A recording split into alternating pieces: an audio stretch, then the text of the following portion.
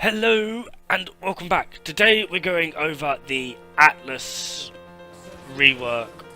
It's not really actually been too much of a complete rework, it's just been more of a number fiddle and a few changes on a certain few things. The most notable change that has happened is based really around his Petrify. It's no longer a sort of channeling ability that takes effect from the enemy's health pool. The larger the health pool, the more time it takes to petrify them. It is in fact instant. You press 3 and they go full, well, you go full Medusa on them, they become stone and they can't move and blah blah blah blah. They take an increase in damage, but they are immune to status procs. Kind of makes sense, they're a statue. And, of course, from here, we basically get a few little tweaks on it. Enemies killed while they are petrified will drop rubble.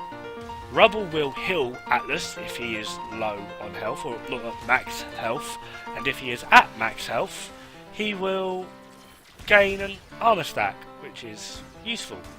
Suppose up to 1,500, so he can now become pretty darn tanky.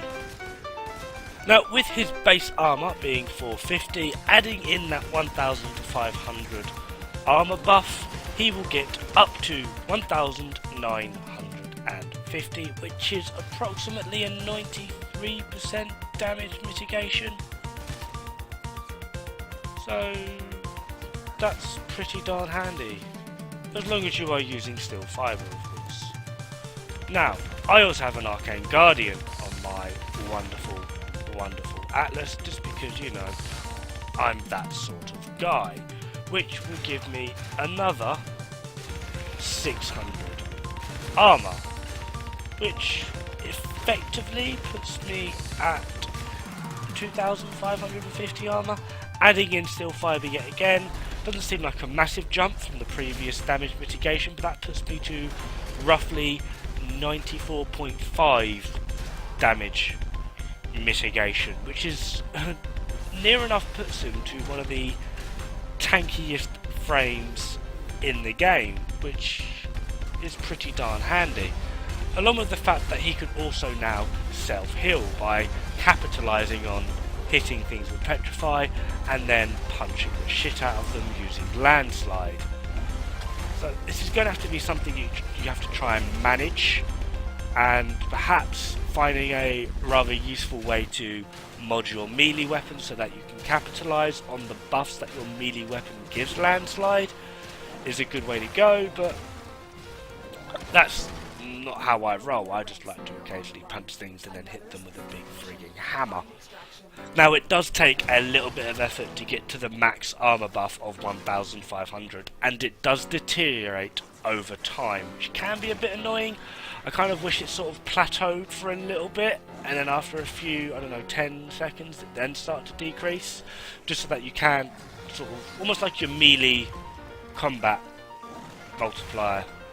That would actually be quite useful.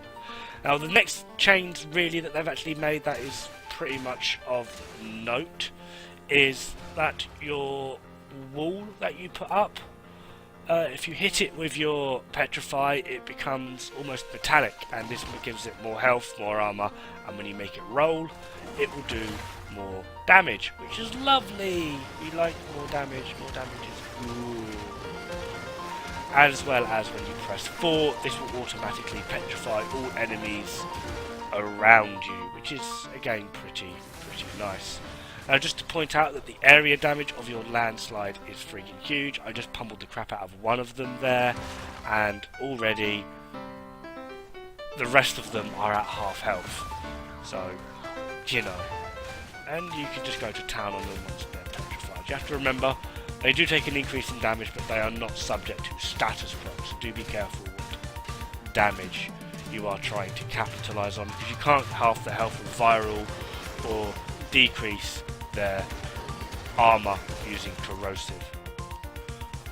Also, casting Petrify on your Rumbers will instantly heal them. Now, the one thing I'm trying to actually figure out at the moment is whether Shattering Impact, because it doesn't actually class as a proc, still strips their armour while they are petrified. If you could figure this out as well, maybe do a bit of playtesting, let me know. That would be of great help. Anyway, on with the build. Rejuvenation, Power Drift, Hunter Adrenaline, Stretch, Primed Flow, Prime Continuity, Still Fiber, Vitality, Fleeting Expertise, Intensify. I'm also using a rank 3 Arcane Guardian and a rank 3 Arcane Grace. If you don't have an Arcane Grace and you want to try something else, Arcane Fury does actually work quite well, but it only procs on the 4th hit. Thank you very much for watching, and I'll see you pretty darn soon. Ta-ra!